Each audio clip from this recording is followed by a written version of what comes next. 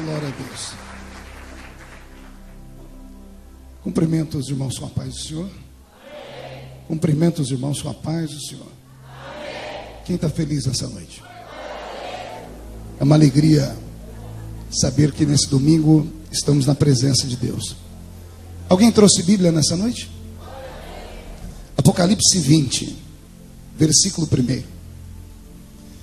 E vi descer dos céus um anjo, que trazia nas mãos a chave do abismo e uma grande corrente.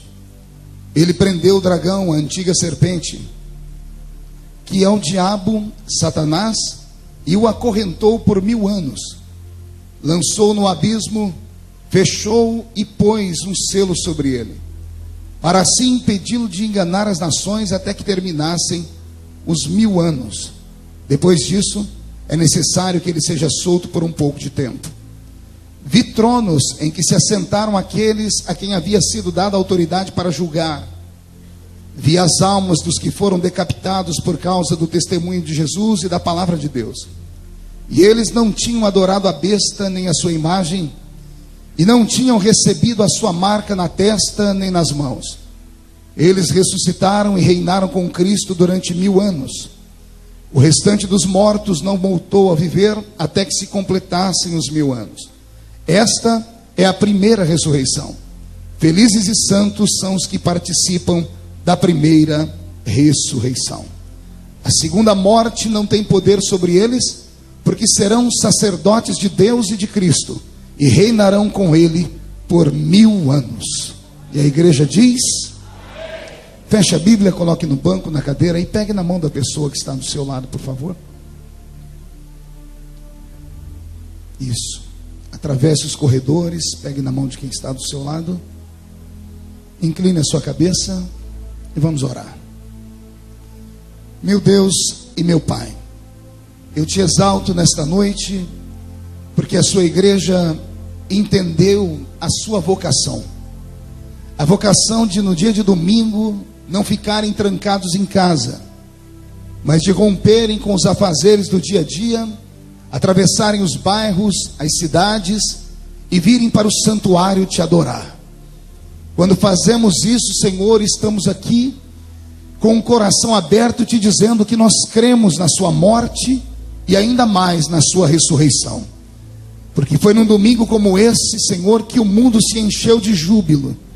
Quando pela manhã as nossas irmãs, ao se aproximarem da sua tumba, a tumba estava vazia e permanece vazia até hoje. Isso é sinal de que o Senhor ressuscitou, ó Pai. E se o Senhor ressuscitou, todas as palavras que estão contidas no livro sagrado, que nós chamamos de Bíblia, são verdadeiras e hão de acontecer. Na noite de hoje, faz cair sobre nós o temor da sua presença. Quando este culto terminar, ó Deus, que todos os que vieram saiam meditando, saiam ansiando pela sua volta, e saiam daqui fazendo a oração do Espírito Santo: Maranata, Maranata, ora vem, Senhor Jesus. Antes que eu comece a ministrar a sua palavra nesta noite, cerque esta igreja com a sua glória, e num raio de 5 quilômetros onde houver um demônio alojado, eu dou a esses demônios segundos para sumirem daqui, porque se não sumirem, serão queimados pelo poder da sua glória, que aqui será derramada. Rasgue sobre nós o céu e manda anjos de fogo descerem aqui. Que esses anjos desçam trazendo brasas de fogo nas mãos, comecem a esparramar estas brasas entre nós, e onde houver um crente cheio do Espírito Santo, move o céu sobre ele nesta noite, ó Pai. Senhor, eu quero ouvir nesta noite um coral de línguas estranhas nesta igreja. Quero ver lágrimas rolarem pela face dos seus filhos. Também quero ver sorrisos de alegria de saber que todos estão salvos. E quando o culto terminar, Senhor, sobrará para nós apenas um gostinho de quero mais. E assim iniciaremos amanhã uma semana cheia do seu poder e alegre por causa da sua presença. Fala conosco nesta hora, é o que eu te peço em nome de Jesus. E a igreja diz: tome o seu assento aplaudindo a Jesus, por favor. Quero que você olhe para o seu irmão e faça assim para ele, ó. Diga para ele: finja que eu não estou aqui. Não, mas fale Fale de um jeito que ele entenda e que você compreenda, que você convença ele. Diga para ele: finja que eu não estou aqui. Outra coisa, fale para ele: desligue o seu celular. Engole o seu chiclete. E pode abrir a boca para dar bastante glória a Deus nessa noite. Dia desses, eu estava meditando na vida e meditando em como é difícil servir a Deus. Servir a Deus não é para qualquer um. Servir a Deus é uma aventura. É uma aventura onde a cada dia você precisa vencer 1 milhão de obstáculos. É como se a cada manhã você fosse colocado dentro de uma jaula com leões e fosse obrigado a matar alguns com as mãos e amarrar outros, para que depois do almoço você conseguisse a vitória completa. Servir a Deus não é fácil. Se fosse fácil, não caberia pessoas dentro desta igreja e dentro de todas as igrejas que existem pelo mundo. E ainda mais no século em que vivemos. O presente século é talvez o século mais difícil de se servir a Deus de toda a história da igreja cristã. Repito, os que nasceram no século 20 e os que nasceram no início do século 21 encontrarão uma barreira muito maior do que todos os crentes de todas as eras já passaram para servir a Deus. Por quê, pastor? Porque vivemos no mundo da tecnologia avançada. E parece que a tecnologia roubou dos homens e das mulheres a crença naquilo que é metafísico, daquilo que é invisível, daquilo que não pode ser tocado. O homem do século moderno só acredita nas coisas que ele vê, só acredita nas coisas que ele pode tocar, só acredita nas coisas que ele pode reproduzir dentro de um laboratório, só acredita naquilo que a química, que a física e que a matemática mostra para ele que é verdade. Se voltássemos nas eras dos nossos ancestrais, veríamos que a ausência da tecnologia, a ausência da ciência multiplicada, dava ao homem um pouquinho mais de aptidão para olhar para o céu e imaginar que tudo que aí está não é mera obra do acaso. Não é mera obra do acaso que a terra, em certo momento do dia, faz brotar a relva, e a relva faz brotar o oxigênio. O homem de antigamente tinha mais aptidão com a natureza, porque tudo dependia da sua mão, do seu trabalho, do seu suor. Vivemos dias de dificuldade. A Bíblia Sagrada já havia anunciado isso. Os profetas que foram antes de nós anunciaram dias terríveis. Chegaram a dizer que viveríamos um período de trevas espirituais sobre a terra. E anunciaram que a ciência multiplicada faria o amor de muitos se esfriarem. Há um texto na Bíblia que quando eu leio me apavoro. Ele diz que se possível fosse naqueles dias, ou seja, nos nossos dias, a fé até dos escolhidos seria roubada. E os homens e mulheres atravessariam as ruas, os valados, viriam para a igreja não em busca mais da presença de Deus, mas em busca de uma verdade que parece não ser capaz de saciar a sua fome. E eu tenho me preocupado extremamente com isso. Tenho participado de cultos, não um, nem dois, mas milhares de cultos desde que entreguei a minha vida a Cristo. E parece que de alguns anos para cá, o evangelho foi vilipendiado, foi barateado, fora transformado em algo que quase não tem valor. Parece que olhamos para Jesus e não enxergamos mais nele aquele que fez um sacrifício na cruz. Olhamos para ele e esperamos que ele seja para nós um gênio da lâmpada, aquele que nós esfregamos a lâmpada e ao aparecer ele é capaz de dar para nós o pedido da nossa alma. Somos capazes de fazer campanhas e mais campanhas em prol de um emprego.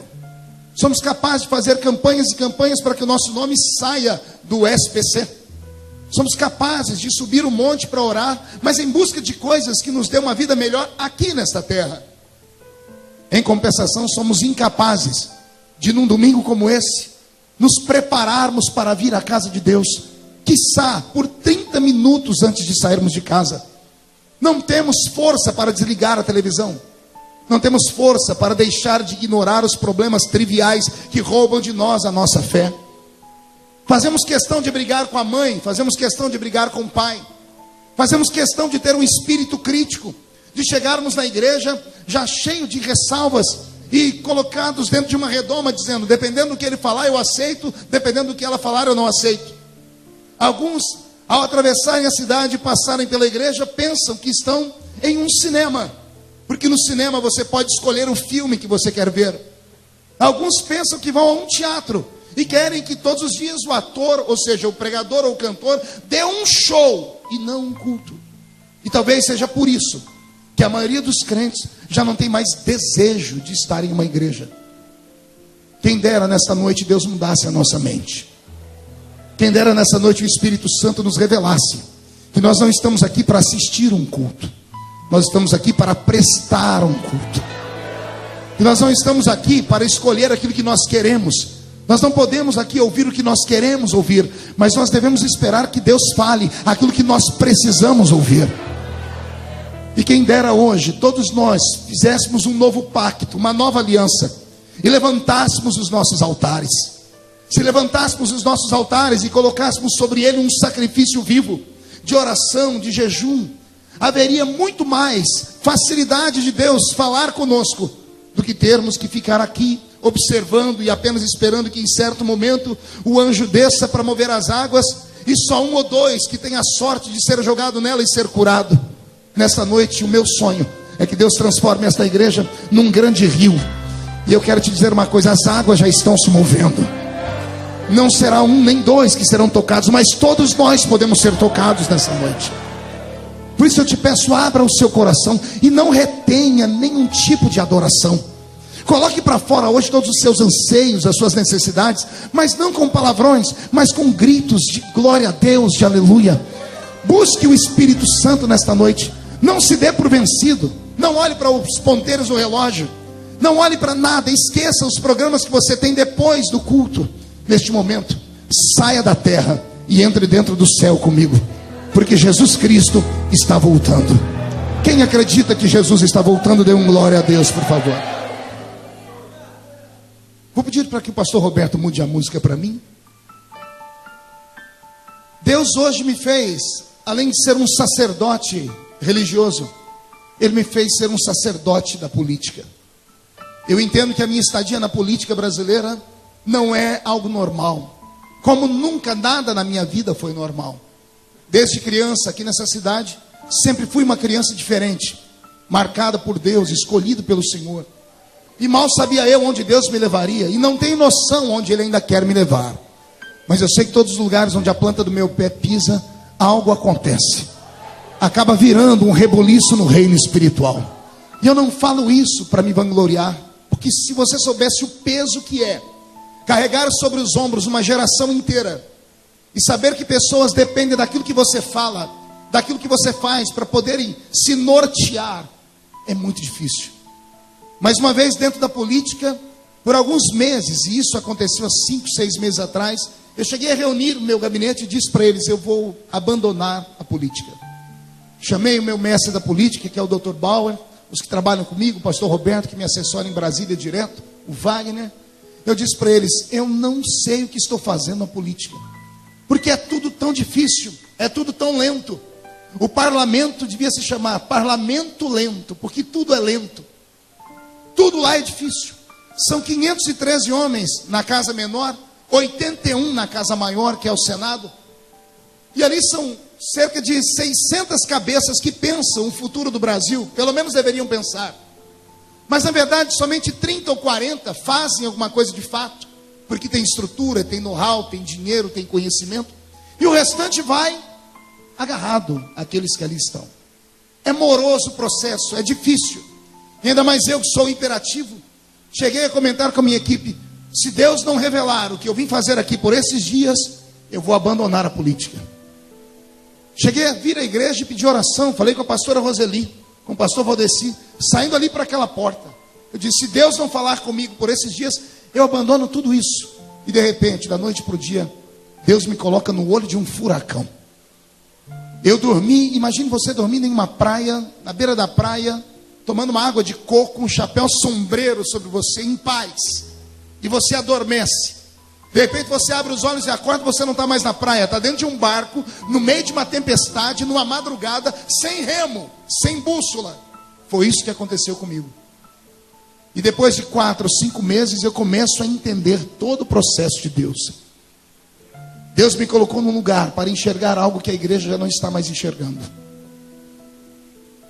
De que estamos só de passagem aqui.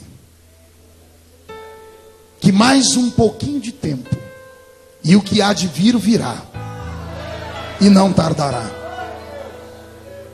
Eu preguei no mundo todo, ou boa parte dele. Nunca me ative para as coisas que nos cercam. Porque a vida humana, ela é regrada e ela é regida pela política. E embora a política seja, parece que um antro de coisa ruim, não dá para viver sem ela. E pela minha vida toda como cristão, eu deixei a política de lado, nunca me envolvi com nada, pelo contrário, pregava contra ela. E hoje, graças à política, eu tenho informações que eu vou dar a vocês aqui, que me dá angústia, e o coração chega a bater forte.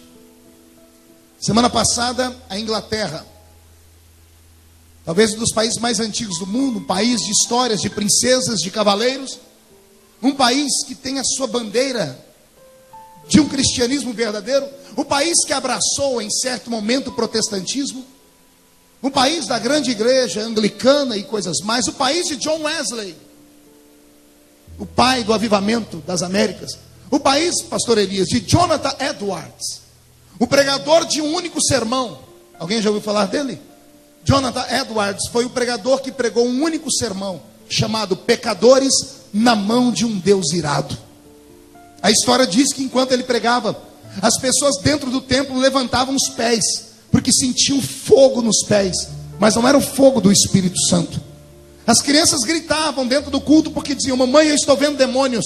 Deus transportou a igreja naquele culto para dentro do inferno. E houve naquela noite, dentro da Inglaterra, um reboliço e um avivamento. E os crentes voltaram, pelo menos por um espaço de 4 ou 5 anos, à prática da oração, do jejum e da santificação. A Inglaterra, que foi berço de tantas coisas boas, semana passada, receberam com tristeza a notícia de que entraram no Supremo Tribunal Federal inglês com um pedido para que as igrejas cristãs se preparem para fazer casamento de pessoas do mesmo sexo, de maneira obrigatória. Não estou falando de união estável, não estou falando de união civil, que é feito pelos cartórios. Estou falando de união religiosa. O que nós vemos batendo na tecla há muito tempo, dizendo: gente, abra os olhos. E alguns crentes até dizem assim: não, deixe eles estão lutando por direitos. Eles podem ser felizes, podem conquistar, moraram junto, construíram um patrimônio. O que tem? Eles têm direito de um ter parte do patrimônio do outro, a união estável. Uma vez a união estável aprovada, alguém disse: então se já tem união estável, por que não a união civil? Porque a união civil vai protegê-los. Quando um morrer, o outro tem direito à pensão, o outro tem direito à aposentadoria. É direito. E eu venho falando há 3 anos dentro daquele parlamento, e venho dizendo: vocês não sabem onde eles querem chegar. Não são apenas direitos, eles querem provocar. E a Inglaterra, que era o país que mais protegia as igrejas, está apavorado. Se o Supremo Tribunal inglês arguir que isso é constitucional, o pastor e o padre que não casar as pessoas do mesmo sexo será preso como crime inafiançável. E o nosso país caminha para esse rumo também. Mas isso é só a ponta do iceberg. Semana passada eu tive acesso a documentos. 12 países da Europa já aprovaram que pedofilia não é crime.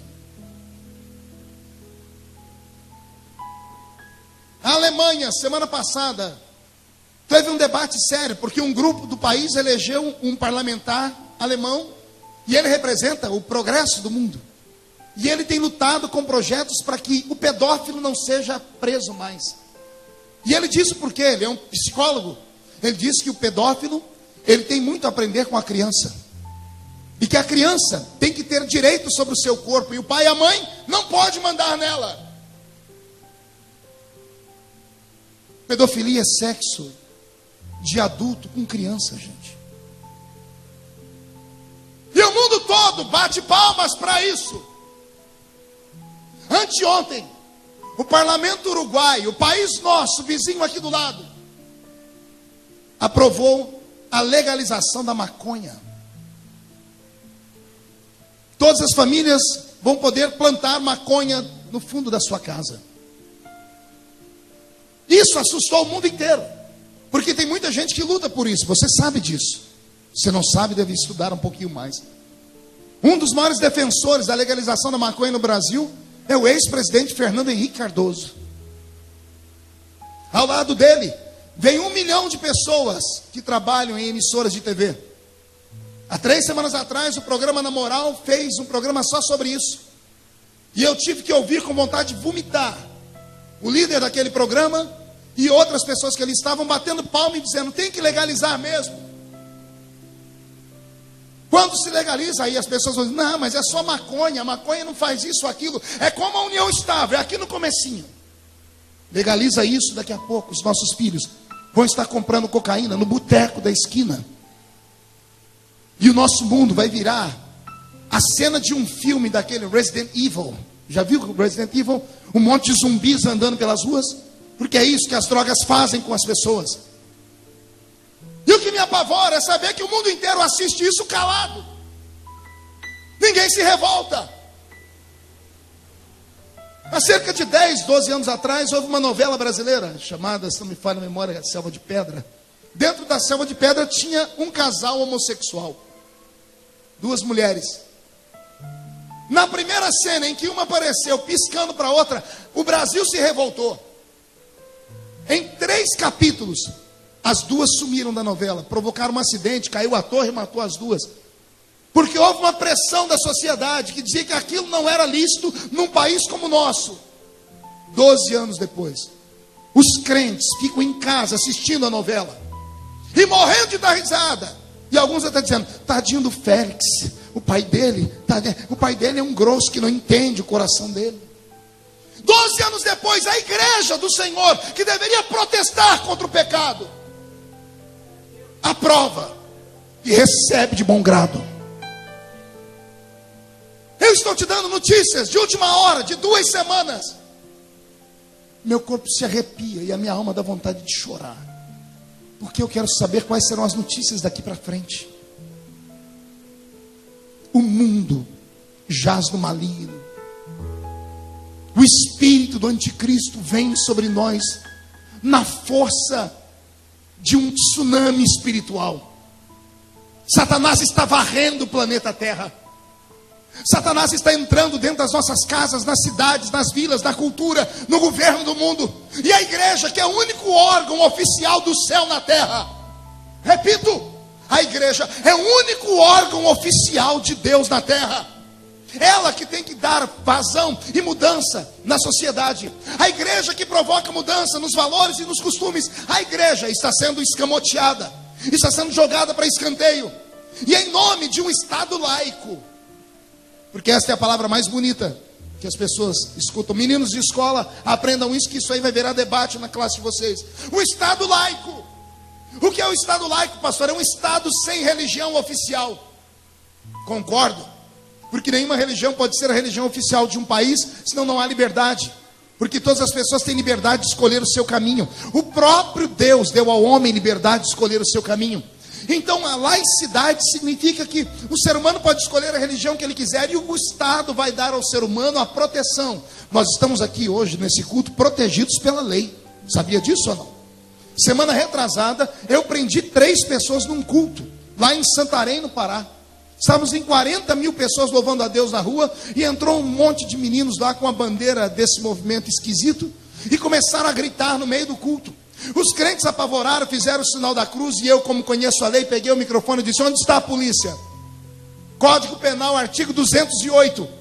Use o Código Penal e que essas pessoas saiam algemadas daqui de dentro. Porque culto é um lugar inviolável. Esse lugar onde nós estamos, ele é guardado pela Constituição. Querem fazer arruaça, querem fazer porcaria, façam da porta da igreja para trás. No nosso meio não. No nosso meio não podem fazer. Então veja só, o Estado laico significa que o Estado vai dar proteção para o ser humano seguir a religião que ele quer. Até aqui eu concordo. Mas a falta de ensino, a falta de esmero, a falta das pessoas buscarem conhecimento, está transformando o Estado laico em um Estado ateu. Querem tirar os símbolos religiosos de todos os lugares. Semana retrasada, na marcha do Papa, lá no Rio de Janeiro, houve paralelamente a marcha das vadias. E com todo respeito às mulheres de bem, não precisa nem ser mulher cristã, mas todas as mulheres de bem, acredito que não se sentem representadas por vadias. Porque as mulheres vadias no meio da rua, seminuas, pegaram imagens do símbolo católico e quebraram no meio da rua. Agora, não sei se você se lembra, há 3, 4, 5, 6 anos atrás, não sei quanto tempo, houve um pastor que pegou uma imagem e ele não chutou, ele apontou a imagem com o pé. Quem lembra disso? Bispo Von Elde, 12 anos atrás, da Igreja Universal. Ele não chutou, ele apontou a imagem com o pé. O mundo caiu em cima da nossa cabeça. Teve igrejas que foram queimadas, depedradas. Todo mundo se revoltou. 12 anos depois, é como se nada tivesse acontecido. Há um espírito de medo no meio das famílias. Há um espírito que está nos fazendo andar de cabeça baixa, aceitar tudo, como se tudo fosse normal. E isso não é normal.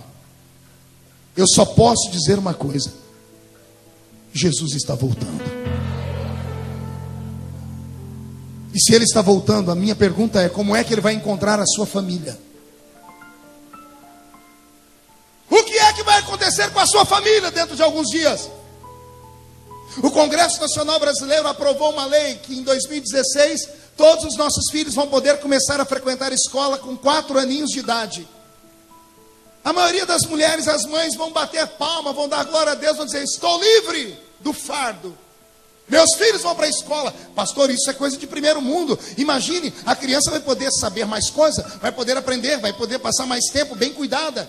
Será que é essa a intenção? O governo que aí está é um governo socialista. O governo que aí está é um governo de esquerda. É um governo que faz de tudo para desestruturar o ser humano. É um governo que destrói a família. Leia a base desse governo, entre na internet, use a internet para uma coisa boa, seja curioso.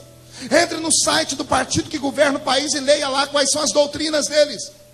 E você vai ver lá que uma das bandeiras principais é o aborto, a outra é a descriminalização das drogas, a outra é desarmar a população. Pergunte aos policiais, nós temos uma aqui no púlpito, como hoje existe uma luta para que os policiais percam todos os seus instrumentos, suas armas.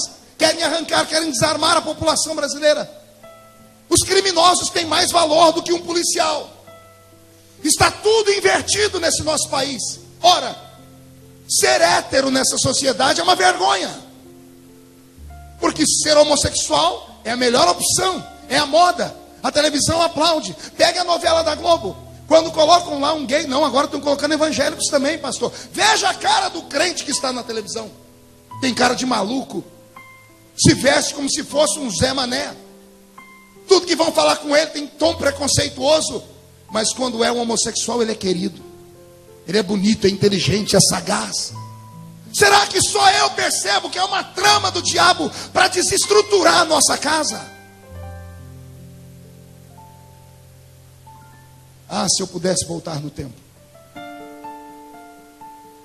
eu ia colocar a lei que os meus pais colocaram para mim e eu lutei contra eles, para a gente não assistir televisão. Começo a entender aqueles velhos e velhas de cabelos brancos, que a quem eu chamei de retrógrados, de gente maluca, da idade da pedra.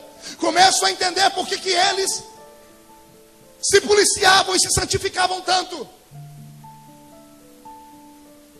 No afã de querer acompanhar o mundo moderno, destruímos as nossas famílias. A maioria dos meninos e meninas da nossa igreja tem mais facilidade de ouvir músicas do mundo do que ouvir louvores. Pegue o telefone da sua filha ou do seu filho, os iPads e tudo deles, o que você puder, e veja as músicas que eles escutam. Está tudo mudado. Tentamos fazer isso para os nossos filhos não serem jogados para escanteio, mas eles não conseguiram separar o joio do trigo. Ao invés de ouvir, porque nem toda música é ruim, nem toda música é maligna, nem toda música vem do demônio. Mas os nossos filhos não têm a habilidade de separar o que é bom do que é ruim. Estamos destruindo a nossa casa. Nossos crentes têm vergonha de andar com a Bíblia. Quando se vê reunido 2 ou 3 crentes, pode chegar e ficar ali como uma mosca branca. Você não vai ver ninguém contando bênção. É só murmuração. É só falando mal de alguém. Eu não sei onde nós vamos chegar, senhoras e senhores. E a culpa disso é minha. É nossa, porque nós somos os pastores. Nós somos os líderes. Nós guiamos o povo. E eu estou com medo. Irmã Conceição, eu tenho medo de Jesus voltar nessa noite. Se a trombeta tocasse nesse exato momento, quem entre nós subiria? Ah, pastor, mas vai levar um tempo para Jesus voltar ainda. Então vamos mudar a situação. Ao término desse culto, você me garante que vai chegar em casa vivo? E se a morte chegar antes?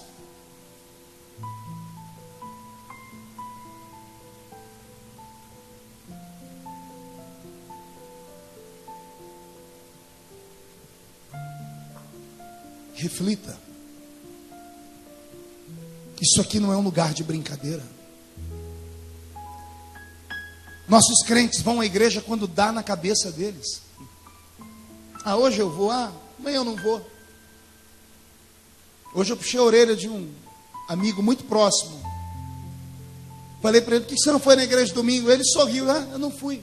Por que não? Não tem explicação. A atração da televisão é melhor do que o culto. E nisso o problema é nosso. Aqui agora vira para nós. A ovelha só sai do pasto quando não tem comida. E quando não tem água. Estamos dando água suja para o povo?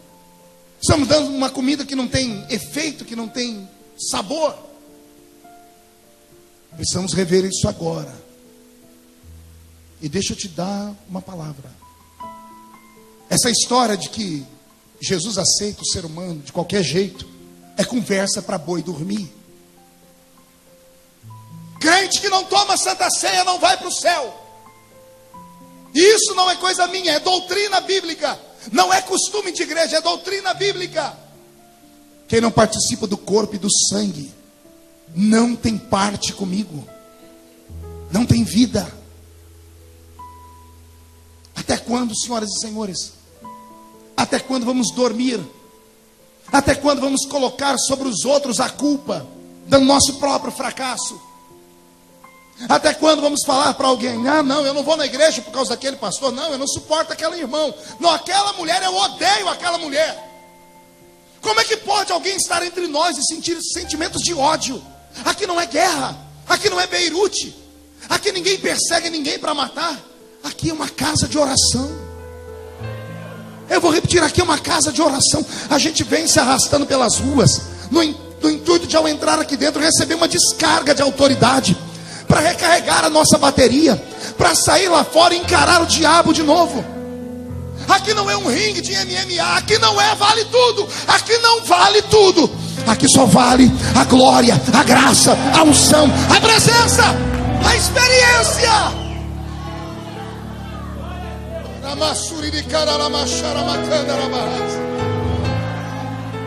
Sabe o que vai acontecer com você que não vai à igreja nenhuma? Você vai se transformar no pior ser humano do mundo. Porque você conhece e não pratica. O diabo vai fazer a sua mente endurecer. Os seus ouvidos vão criar comichões.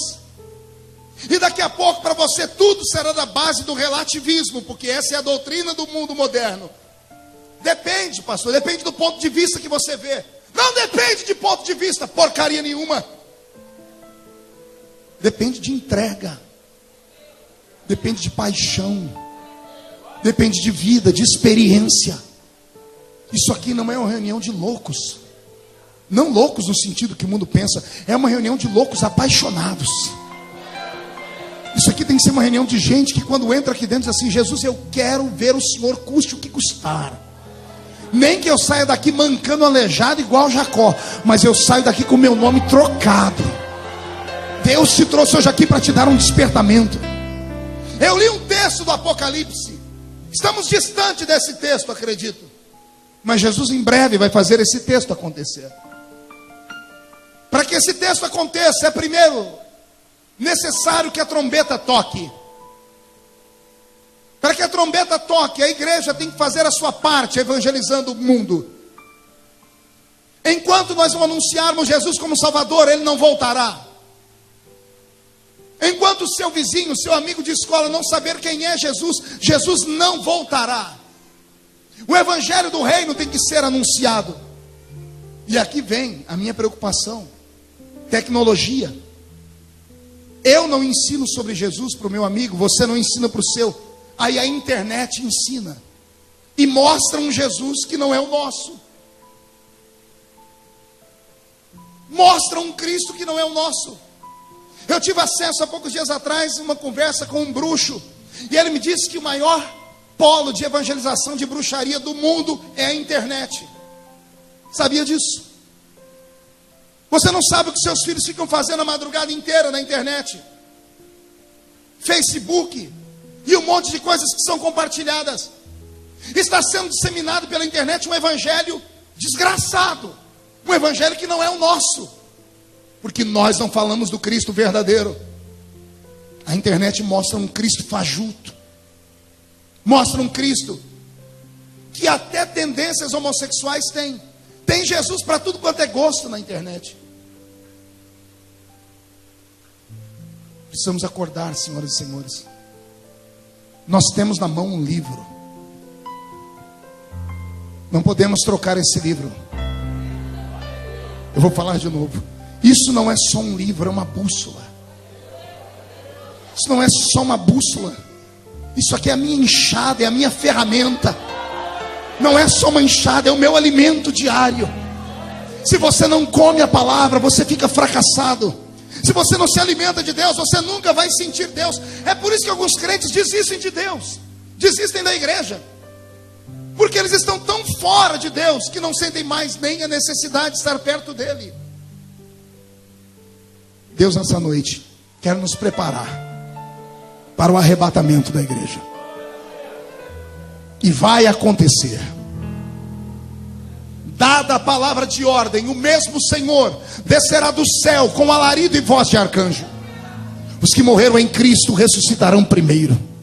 Depois nós, os que ficarmos vivos, seremos transformados e arrebatados seremos, e estaremos para sempre com o Senhor nos ares. Quem acredita nesse texto? Antes da igreja subir, haverá um grito. Dada a palavra de ordem, o Pai sentado no seu trono olhará um relógio eterno. O relógio de Deus está quase cruzando os ponteiros à meia-noite. Estamos mais perto de Jesus hoje do que quando aceitamos a fé. Deus é regido por sinais, ou melhor, Ele rege o mundo por sinais. Leia em casa, volte a ler a Bíblia. Leia Mateus capítulo 25, leia a parábola das 10 virgens. Leia sobre os sinais que antecederão a vinda de Jesus. Leia e crie temor. Leia e veja os discípulos perguntando: quando será a sua vinda? E Jesus disse: olhe para o céu, olhe para o mar, olhe para a terra, veja os terremotos, os maremotos, filhos contra pais, pais contra filhos. Veja tudo isso e se aperte e saiba que está próximo o dia do seu regresso. Ele deixou sinais. Depois dos sinais, quando Deus ver que tudo está cumprido, Ele dará um grito. O grito dele é para que o filho fique de pé. Eu imagino que Jesus já está se ajeitando no trono.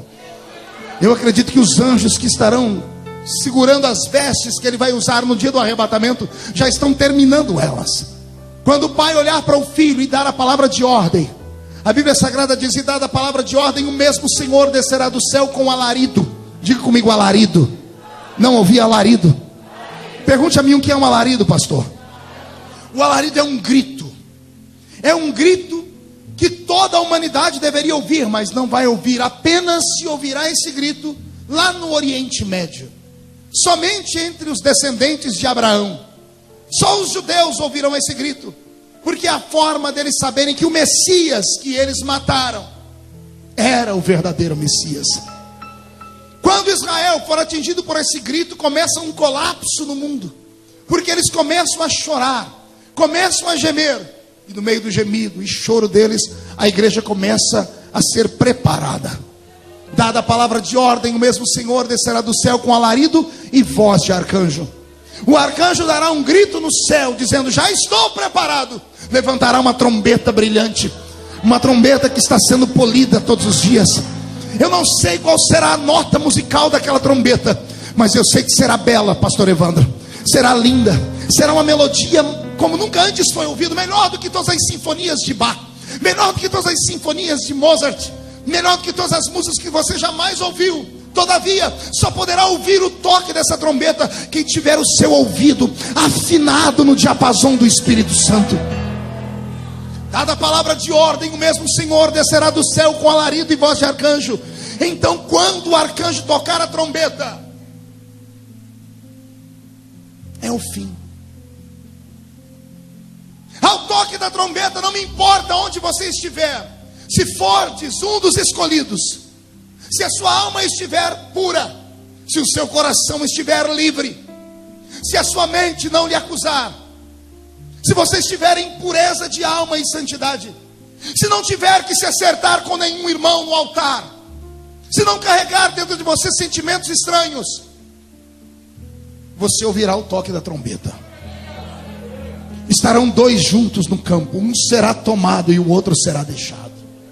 Estarão dois juntos em um moinho, um será tomado e o outro será deixado. A Bíblia diz algo que apavora: estarão dois deitados em uma cama, um será tomado e outro será deixado. Esses três textos que Jesus explica, ou essas três histórias do texto que Jesus explica, não é sem sentido. Ele está falando: estarão dois juntos em um moinho, trabalhando. Estarão dois juntos no campo, trabalhando. O trabalho do campo é pela manhã, o trabalho do moinho é no finalzinho da tarde. E aí ele diz: estarão dois juntos deitados em uma cama, no final da noite. Ele está dizendo: fiquem atentos, pode acontecer a qualquer momento. Pode ser de manhã, pode ser de tarde, pode ser à noite. Sorte terá aqueles que forem arrebatados enquanto estiverem dormindo. Porque o crente que tem juízo não deita na cama sem antes acertar a sua vida.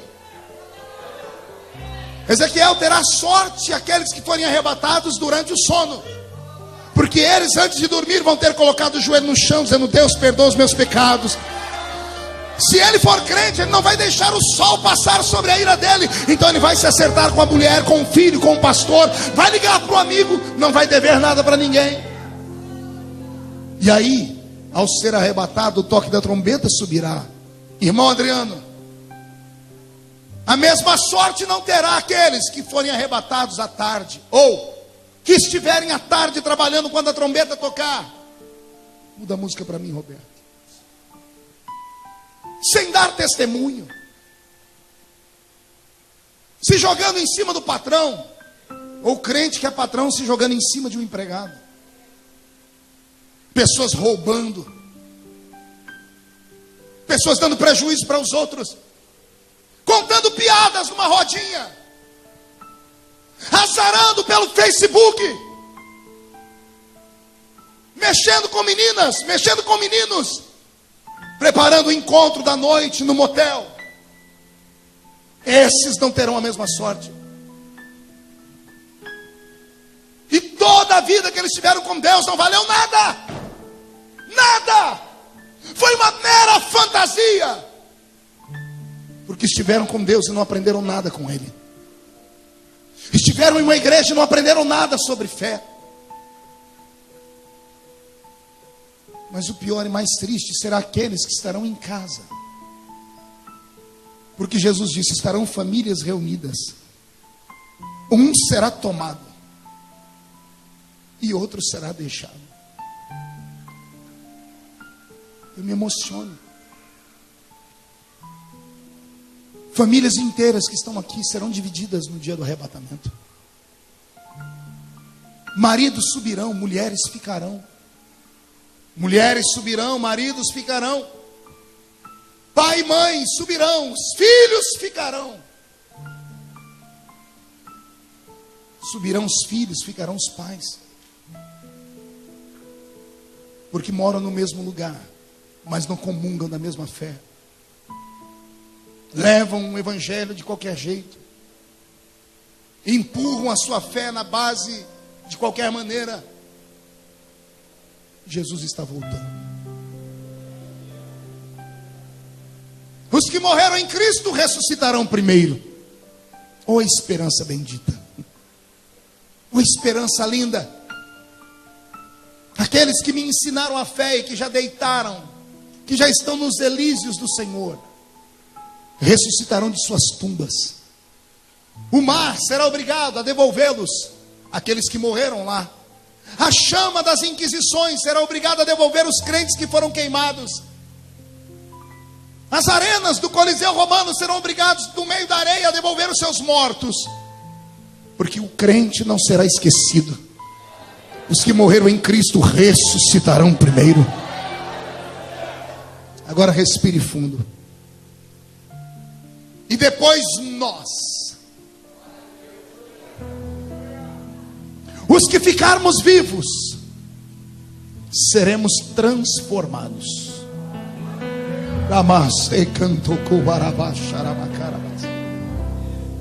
Se a trombeta tocar nesse exato momento, todos esses acontecimentos acontecem simultaneamente. Mas os crentes que estiverem de pé e acordados nesse dia, creio eu, vão sentir algo que nunca sentiram em suas vidas. Vão sentir uma visitação como nunca antes sentiram. Um gozo, um prazer, uma alegria. Algo que vai deixar a sua alma tão leve. E quando você olhar para alguém e abrir a boca para falar, não vai dar tempo. Subiremos cantando um novo cântico. Os crentes que nunca falaram em línguas, fique tranquilo, naquele dia você vai falar. Subiremos falando um novo cântico, o cântico dos anjos. Quando olharmos para o céu, veremos o Senhor lá de braços abertos nos esperando. Seremos levados para um ambiente diferente. Milhares, crentes vindo de todas as partes, de todas as eras, homens, mulheres, jovens e crianças. Subiremos ao lado de Abraão, Isaac e Jacó. Veremos Lázaro. Estaremos ao lado de um cego Bartimeu. Conheceremos Esther. Andaremos ao lado de Mardoqueu. Veremos o profeta Natã. Ouviremos o rei Davi. Estaremos todos subindo em miríades e miríades de santos. Seremos arrancados desse mundo que nos odeia. Seremos arrancados desse mundo que não nos quer bem. Seremos arrancados dessa cidade. E aqueles que foram na minha casa protestar, vão ler pelo jornal, ou vão ouvir pela URC, ou pela Rádio Gazeta. Ontem aconteceu algo estranho em Orlândia. Todas as igrejas cristãs, evangélicas, estão em desespero. Interessante que alguns pastores sumiram e outros ficaram. Interessante que alguns crentes, principalmente aqueles que eram os mais loucos, aqueles que mais gritavam, aqueles que mais diziam, vamos andar assim, o assado, esses sumiram. E aqueles que tinham uma vida leviana, uma vida meia lá, meia cá, estão aí. Essa igreja nunca ouviu tanto choro e grito como vai ver naquele dia. Vão destruir a porta dessa igreja. A igreja onde nós nascemos, Elias, vão destruir as portas delas. Porque todas as pessoas que tiveram contato com o evangelho como o nosso, todas as pessoas que ouviram falar de crentes e tiveram a oportunidade de ouvir uma palavra, sabem que nós pregamos que um dia nós vamos sumir desse mundo. Vão quebrar as portas porque vão vir as multidões, vão revirar os bancos, vão se jogar na frente do altar, vão arranhar os seus rostos, vão entrar num desespero tão grande como nunca antes houve. Apocalipse, dá medo de ler. Tem uma parte de Apocalipse que diz, naqueles dias os homens vão pedir a morte e a morte vai sumir diante deles. Vão gritar: ó montes, caiam sobre nós. E mesmo os montes caindo sobre eles, eles não vão morrer. A morte será arrancada da terra por um tempo, para que as pessoas não tenham onde dar vazão ao seu remorso. Enquanto sumirmos daqui, estivermos nos céus, sobre os nossos pés se fechará. Deus apagará da nossa memória parte das nossas lembranças. Pergunte para mim quais, pastor? Aquelas de que nós subimos e alguém ficou. Quem ficará com as memórias? Só aqueles que ficarem. Os que saírem daqui e subirem não vão lembrar disso. Pergunte por quê? Senão não é céu, é desespero. Você ir para um lugar e saber que você está em paz, e saber que a sua mãe, o seu pai, o seu filho estão nas mãos do anticristo. Nós estaremos em um lugar tão belo, assentados em uma mesa. João desenhou a mesa em Apocalipse. Ele diz que o tamanho dela é tão grande que ela começa no Oriente e vai até o Ocidente. Estaremos assentados nessa mesa, vestindo uma roupa branca, os nossos corpos recuperados, sem rugas no rosto, sem doença, Joel, sem nada que nos deixe cicatrizes. O nosso corpo será transformado. Sentaremos nessa mesa e passaremos um tempo olhando uns para os outros, sorrindo, alegres, dizendo uns aos outros: valeu a pena, valeu a luta, a perseguição, o sofrimento, valeu a pena. Na cabeceira da mesa se levantará o nosso mestre, dará um discurso, porque é o nosso casamento, e então participaremos das bodas do Cordeiro. A exemplo dos judeus, que uma festa de casamento dura 7 dias, a festa do nosso casamento com Cristo durará 7 anos. Não ouvi um glória a Deus direito. 7 anos assentados em uma mesa, revendo amigos, batendo papo. Esquecemos dessa terra aqui, só lembramos de coisas boas lá. Comendo e bebendo 7 anos sem parar. Detalhe, sem engordar nem 1 quilinho. Ninguém deu glória a Deus.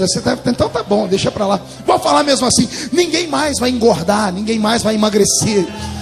Comeremos 7 anos. E aí vem a parte mais linda, pergunte qual? O garçom que vai nos servir.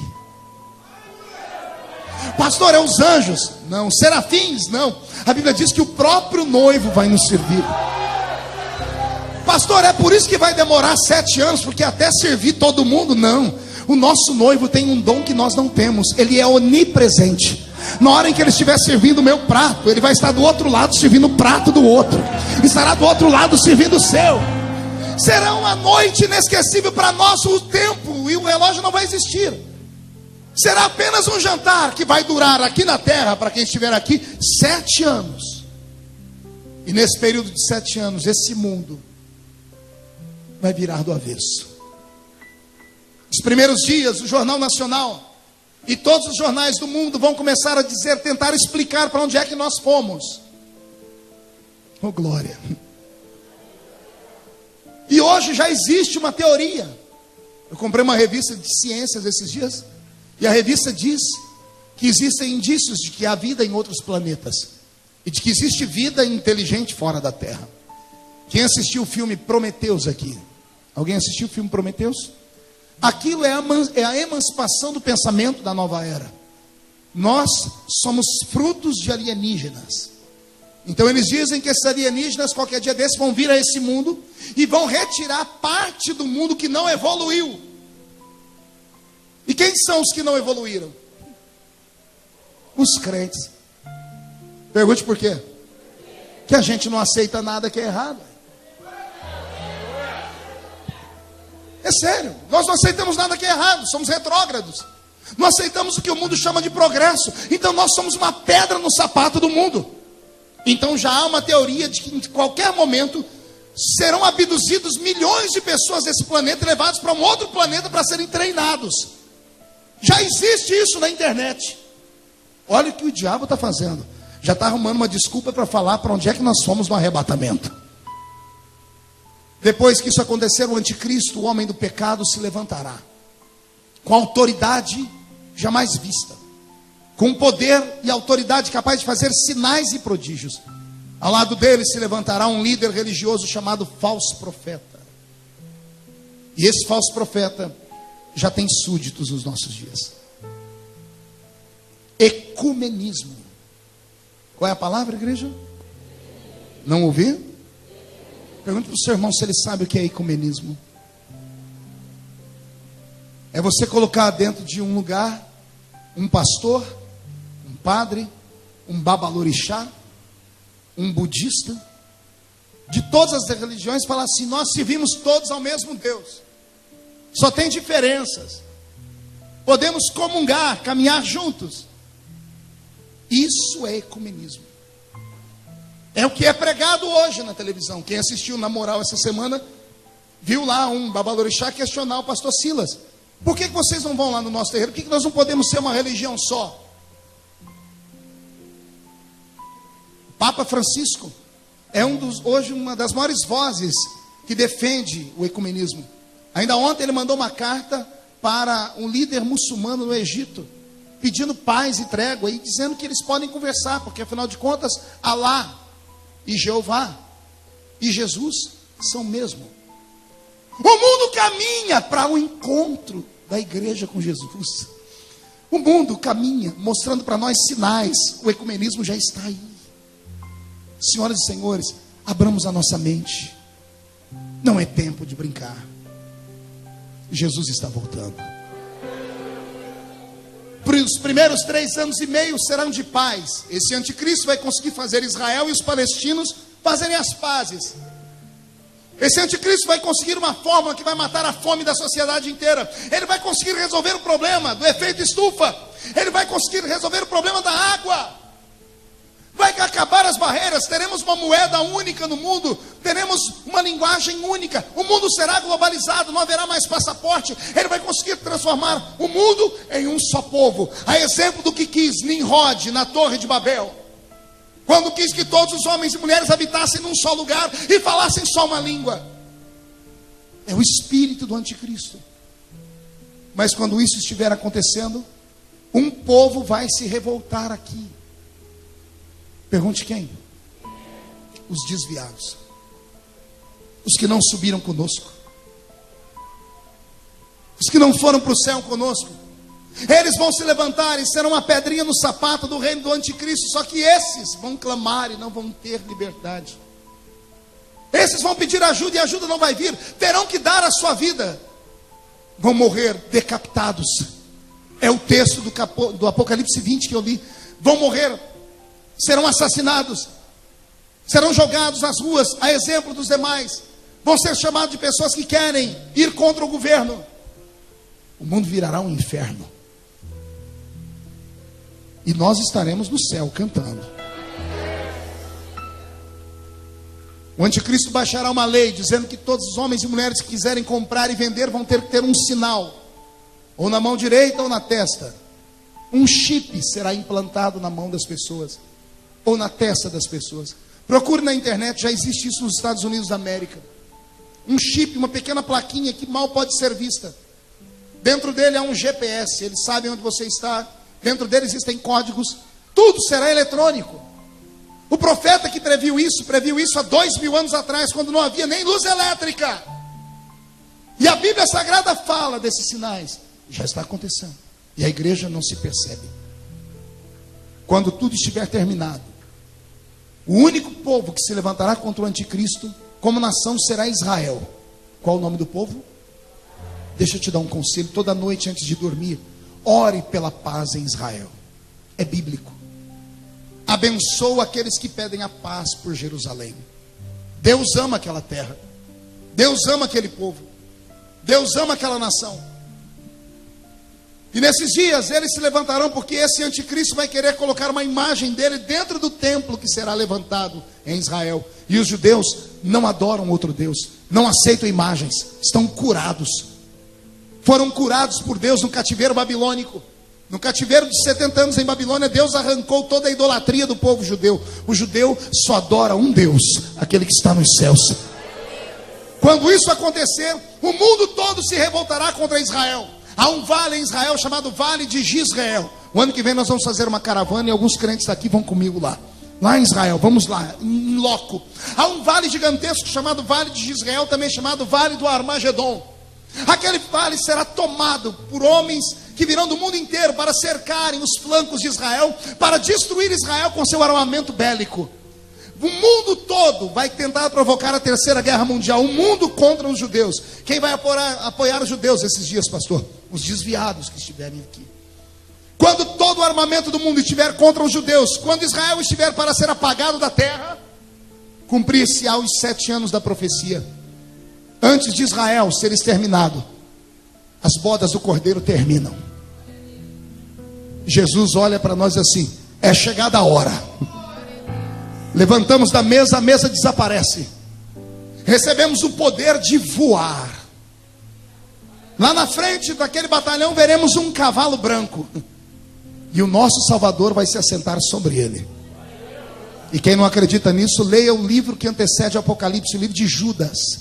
E lá no livro de Judas você vai ver assim: e assim profetizou Enoque, o 7º depois de Adão: eis que é vindo o Senhor com milhares dos seus santos. Enoque, lá no Gênesis, viu a nossa vinda vitoriosa. Ele não fala de anjos, fala de santos, somos nós.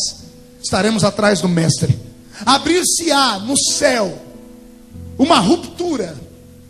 Haverá uma separação entre dimensões.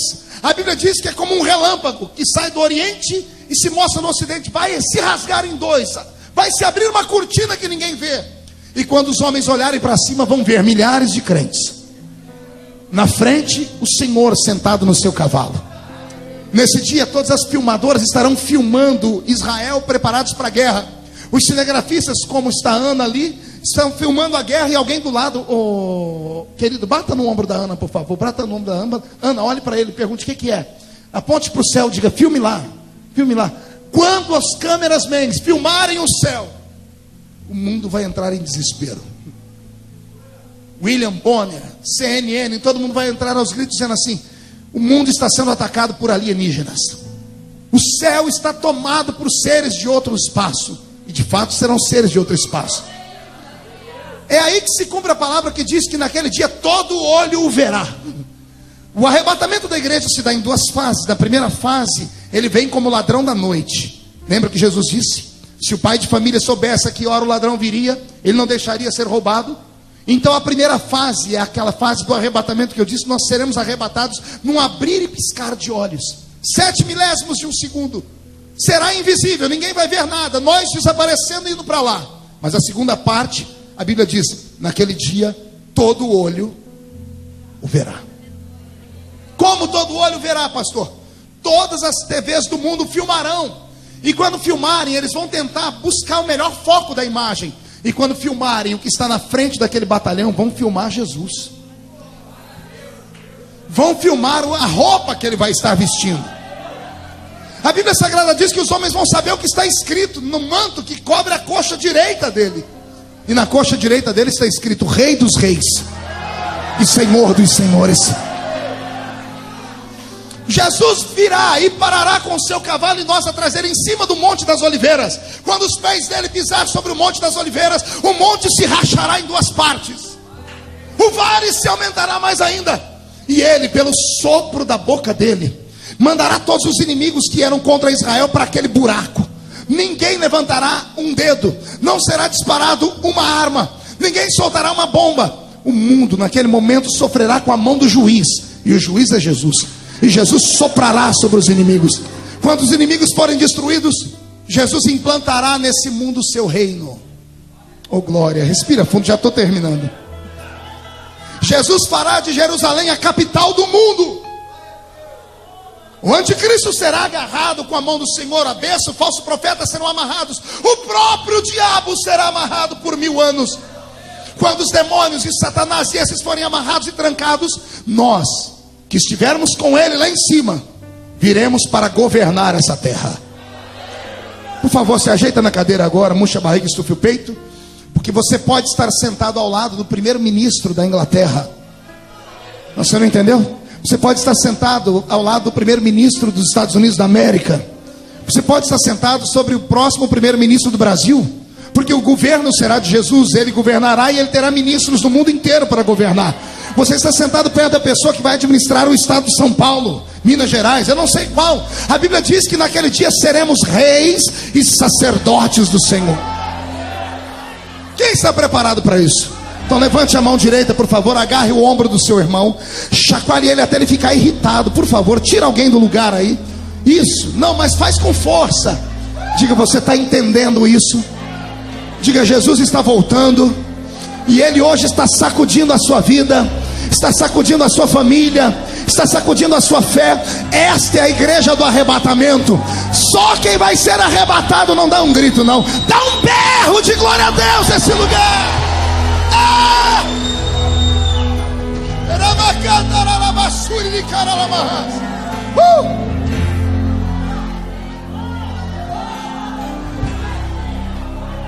Jesus implantará o seu governo nesse mundo e nós governaremos o mundo com ele. Faremos parte da primeira ressurreição. Bem-aventurados que fazem parte da primeira ressurreição. Repita comigo, primeira ressurreição. Mais alto, diga primeira ressurreição. Pergunte para o seu irmão, sabe por quê? Esses que foram arrebatados terão um corpo igual ao de Jesus. Lembra do corpo de Jesus quando ele saiu da tumba? Ele atravessava a parede, pastor Edivaldo, e comia peixe. Ele estava aqui, sumia da frente das pessoas no caminho de Emaús, lembra, depois da janta? Quando ele deu graças, os discípulos olharam, cadê Jesus? Sumiu. O corpo da igreja será como o dele. Nós fizemos parte da primeira ressurreição. E nós seremos diferentes do resto da humanidade. Por isso vamos governar. E tudo isso que eu estou pregando não é conto de carochinha, não é ficção, é verdade. O mundo não acredita em mais nada, mas nós precisamos acreditar. Jesus está voltando.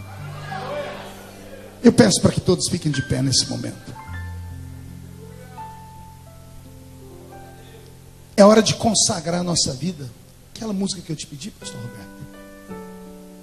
Eu vou pedir para que você incline a cabeça por um momento. Vou pedir para que você reveja a sua vida. Para que você reveja o seu coração. Para que você reveja os seus passos.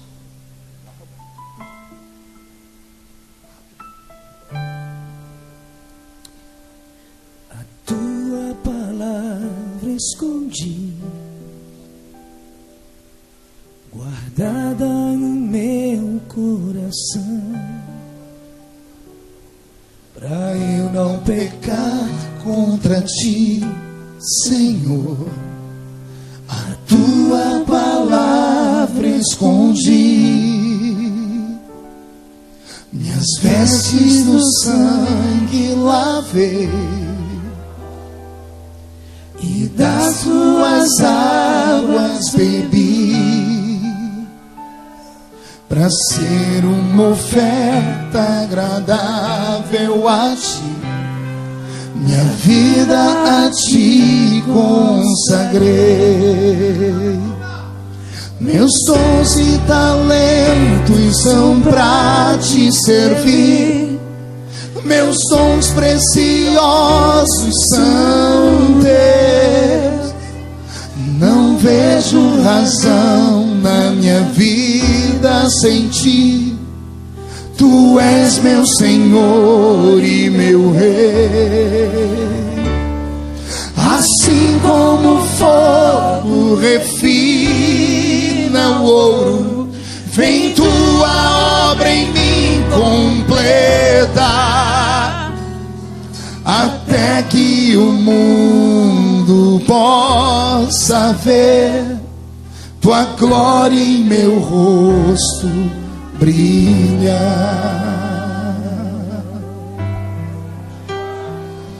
A tua palavra escondi, guardada no meu coração, para ser uma oferta agradável a ti, minha vida a ti consagrei. Meus dons e talentos são pra te servir. Meus dons preciosos são teus. Não vejo razão na minha vida sem ti. Tu és meu Senhor e meu Deus.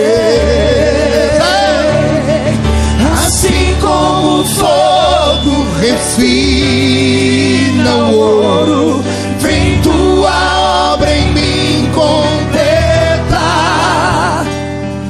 até que o mundo possa ver tua glória em meu rosto brilhar. De cabeça baixa, eu quero fazer 3 convites. Não faço como pastor, eu faço como seu irmão. O primeiro é para homens e mulheres que estão afastados do Evangelho. É para gente que já cantou, já pregou, já sentiu, já falou em línguas, mas que no meio da caminhada foi atingido, ficou magoado, foi entristecido, saiu da presença de Deus. E nessa noite, atendendo o convite, não meu, mas o convite do Espírito Santo, veio ao templo.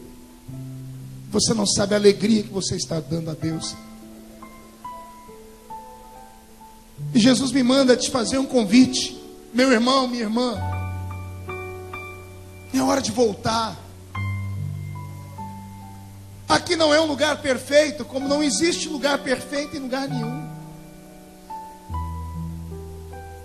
Mas aqui é um lugar que Jesus nos deu. Nós vamos nos acertar. E se você tiver coragem de voltar para Jesus hoje, eu vou orar para Jesus devolver tudo que foi roubado da sua vida.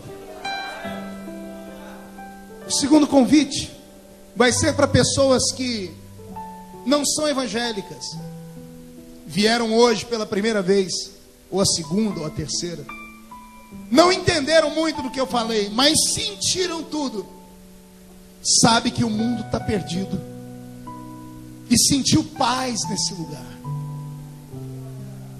O terceiro convite vai ser para homens e mulheres que são membros dessa igreja ou de qualquer outra, que mesmo frequentando a igreja, não toma santa ceia há anos, há meses.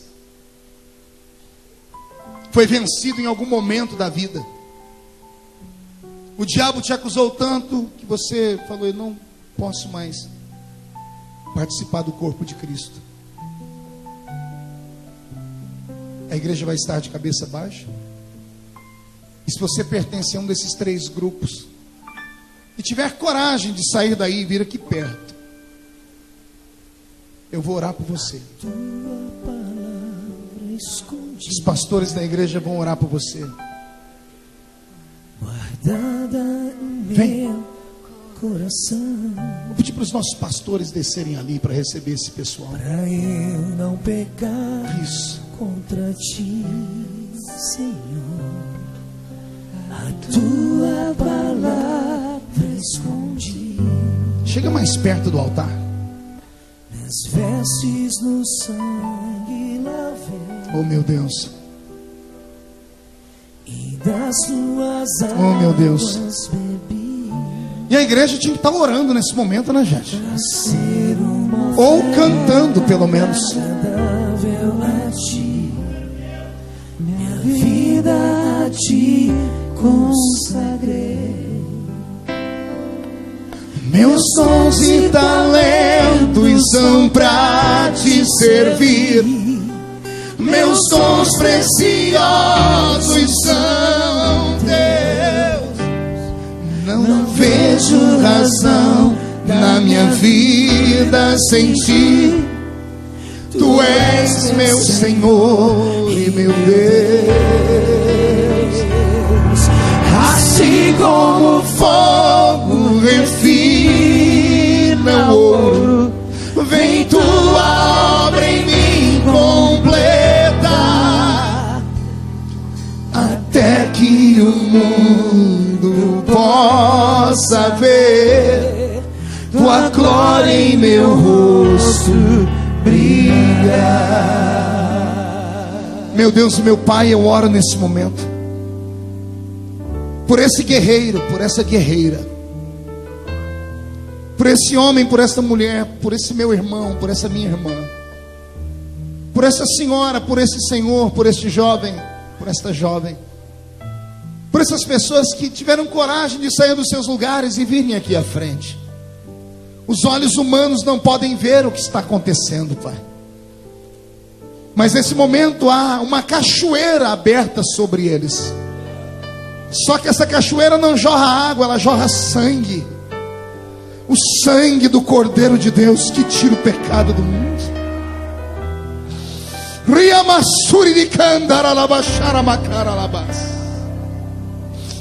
O seu sangue começa a purificar, ó Pai.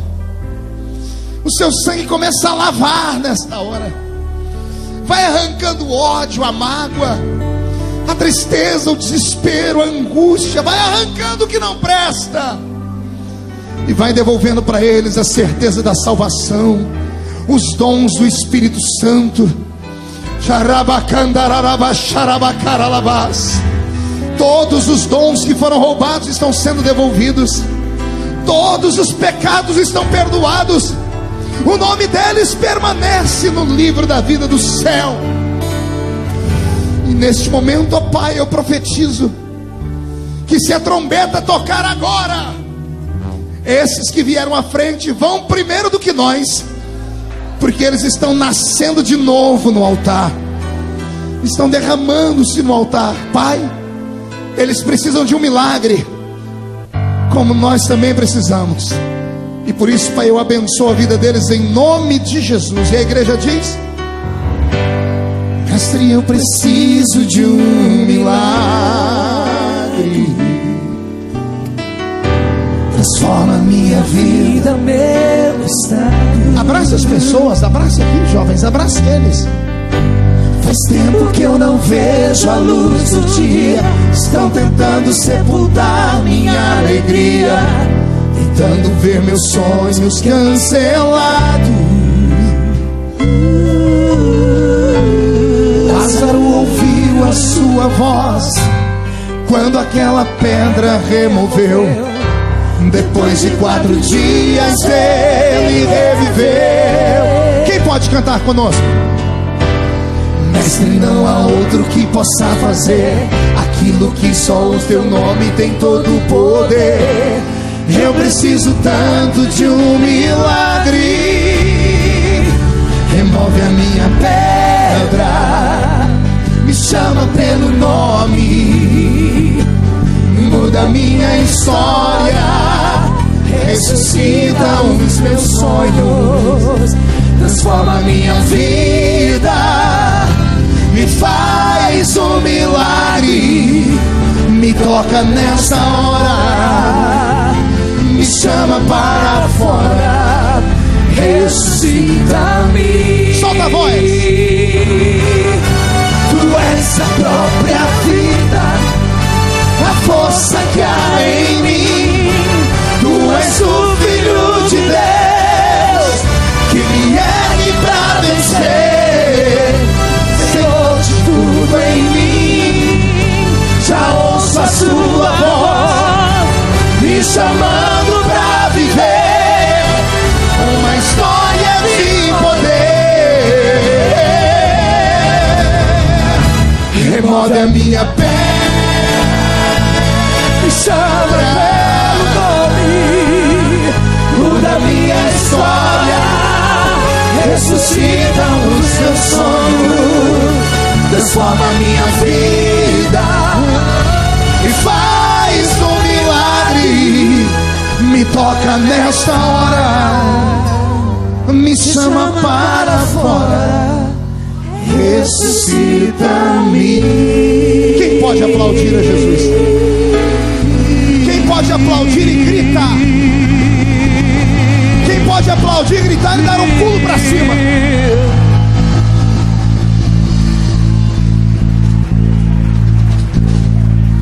Ei, olhe para o seu irmão e diga para ele: o culto já vai acabar.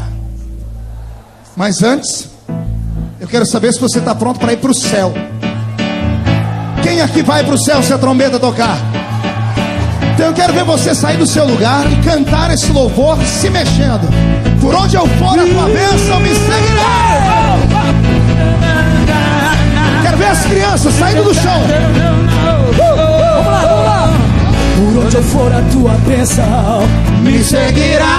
onde eu colocar as minhas mãos, a minha entrada é a minha saída. Quero ver esse vocal cantar e dançar. Pois sobre mim há uma promessa.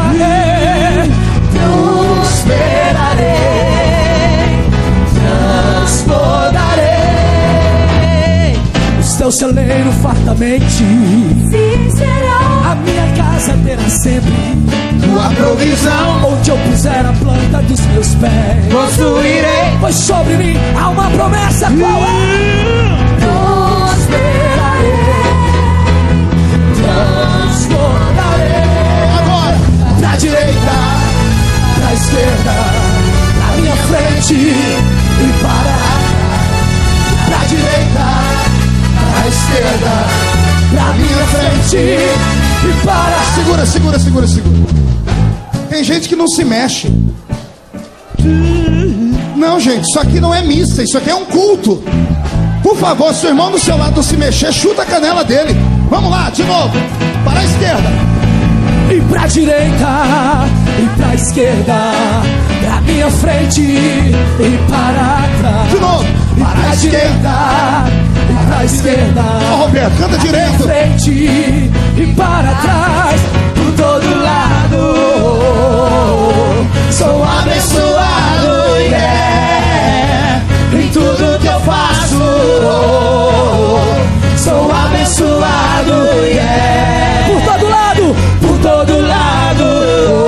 Sou abençoado, sou abençoado, yeah, em tudo que eu faço. Sou abençoado, yeah, yeah. Toda sorte de bênção Quero ver. o Senhor preparou para mim, e em todas as coisas eu sou mais do que vencedor. Por todo lado sou abençoado, yeah, em tudo que eu faço. Sou abençoado. Eu sou livre. Agora, eu sou livre. Eu sou livre. Eu posso cantar. Eu posso cantar. Eu sou livre. Eu sou livre. Eu posso gritar. Eu sou livre. Eu sou livre. Eu posso dançar. Posso dançar. Eu sou livre. Eu sou livre. Eu posso pular. Pisar na cabeça do inimigo e declara: sou mais que vencedor. Pisar na cabeça do inimigo e declara: sou mais que vencedor. Pisar na cabeça do inimigo e declara: sou mais vencedor. Pisar na cabeça do inimigo, sou mais que vencedor. Pra direita, para a esquerda, pra minha frente e para trás. E pra direita, para a esquerda, pra minha frente, por todo lado, cantando, por todo lado. Sou abençoado, yeah, em tudo que eu faço. Sou abençoado, yeah.